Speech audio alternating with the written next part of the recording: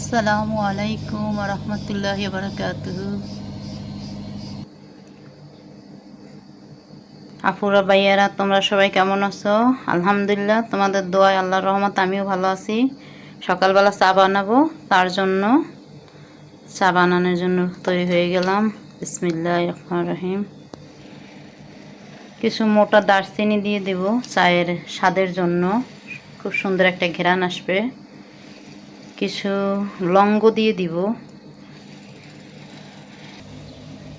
এবার চুলাটা জ্বালিয়ে নিব।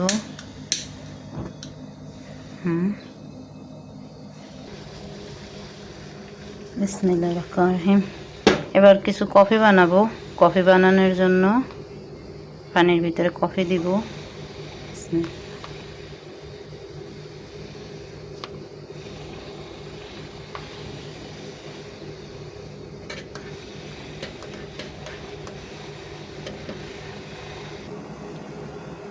আমাদের বাংলাদেশের অনেক আপুরা ভাইয়ারা আছেন যারা বাহিরের দেশে আসতে চান, আরব কান্ট্রিতে, যেমন Saudi Arab, Lebanon, Dubai, Abu Dhabi, খালিজ, গাজা, সুরিয়া, মসর, লিয়াবান। এই দেশগুলো কিন্তু আরব দেশ। এদের দেশের ভাষা কিন্তু একই ভাষা, আরবি ভাষা। যেমন আমাদের বাংলাদেশে ভাষা ঢাকা বা বরিশাল বা কুমিল্লা, চিটাগাং, চট্টগ্রাম, ভাষা কিন্তু একটাই, কিন্তু হয়তো একটু ভাষার মধ্যে একটু আলাদা ডিফারেন্স আছে, কিন্তু ভাষা ওই একই ভাষা। সবাই সবার কথা বুঝি আমরা, যে যেভাবেই কথা বলুক না কেন, বাংলাদেশের মানুষ সবাই সবার কথা বুঝি। ঠিক এইভাবে এই আরব দেশে যারা আসতে চান, আমি যে কয়টা দেশের নাম বললাম, এদের দেশের ভাষাও কিন্তু একই ভাষা। তো আপনারা যারা আরবি ভাষা শিখতে চান, আরবি দেশে আসার জন্য প্রোগ্রাম করতে আছেন, চেষ্টা করতে আছেন, তাদের জন্য আমার কিছু কথা, যে আমি যেহেতু অনেক বছর ধরে এই লেবাননে আছি, তো আপনারা আমার থেকে ভাষা শিখতে পারেন।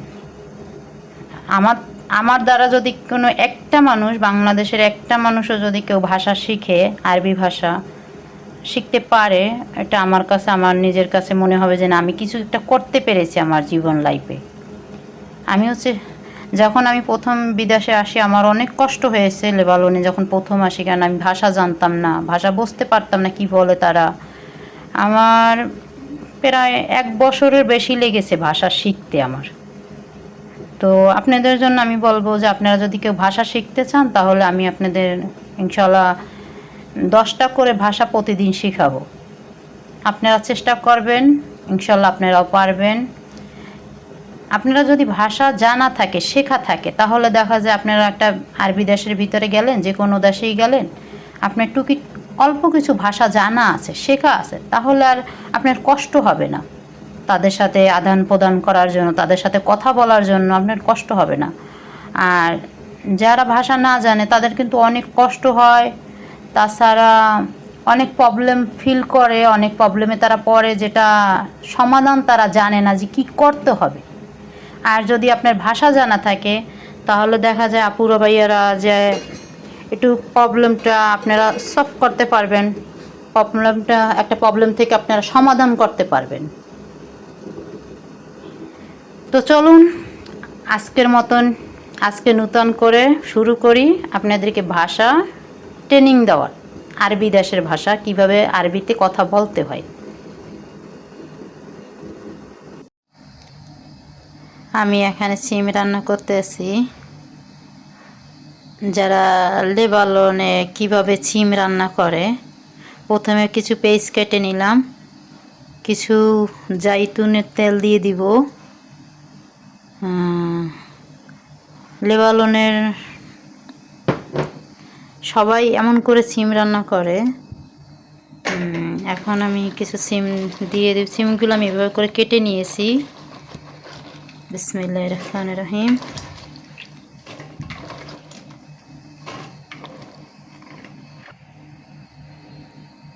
এখন আমি কিছু লবণ দিয়ে দিব।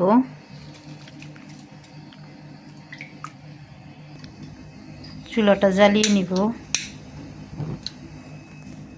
বিসমিল্লাহির রহমানির রহিম।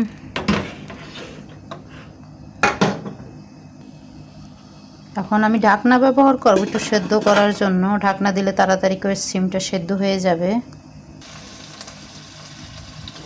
আমি অল্প কিছুটা পানি দিব সেদ্ধ করার জন্য সিমটা, বেশি পানি দিব না, যেহেতু এই সিমটাতে কোনো রসা থাকবে না। বিসমিল্লাহ।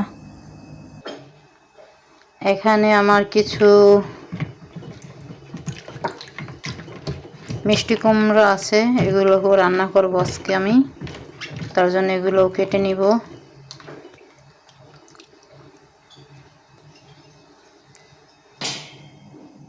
আমি এখান থেকে এই বোটাটা কেটে নিয়েছি, যেহেতু এখান থেকে এটাকে আমরা ভিতরে এইগুলো ফেলিয়ে দিব।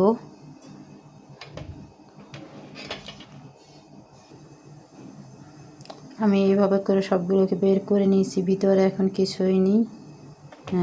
এগুলোকে ফালিয়ে দিব। এখন এটা করা শেষ। এখন এখান থেকে এটা ফেলিয়ে দেব, এই কালো দাগটা, এটা একটা বোটা বলা হয়, কালো একটা বোটা আছে এখানে, ফালিয়ে দিব আমি ইনশাল্লাহ।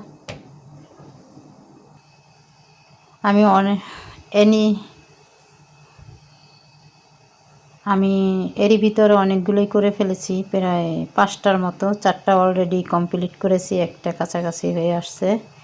তো চলো তোমাদের সাথে পরিচয় হই। এগুলোকে কি বলে লেবাননের আরবি ভাষায়? আরবি ভাষায় এটাকে বলে কুচা। কুচা। আরবি ভাষায় এটাকে বলে সিক্কিন। এই যে এটা একটা আমাদের বাংলায় ভাষায় বলে একটা প্লেট, বাস আরবি ভাষায় ওরা বলে এটাকে সাইনি। আমি কী বানাতে আছি তাহলে আজকে? কুচা। কুচা মেশি, যে এটাকে বানাবো আজকে। এটাকে বলা হয়, এটার নাম বলে কুচা। আমার সিম তরকারি রান্না করা শেষ হয়ে গেছে, রান্না শেষ।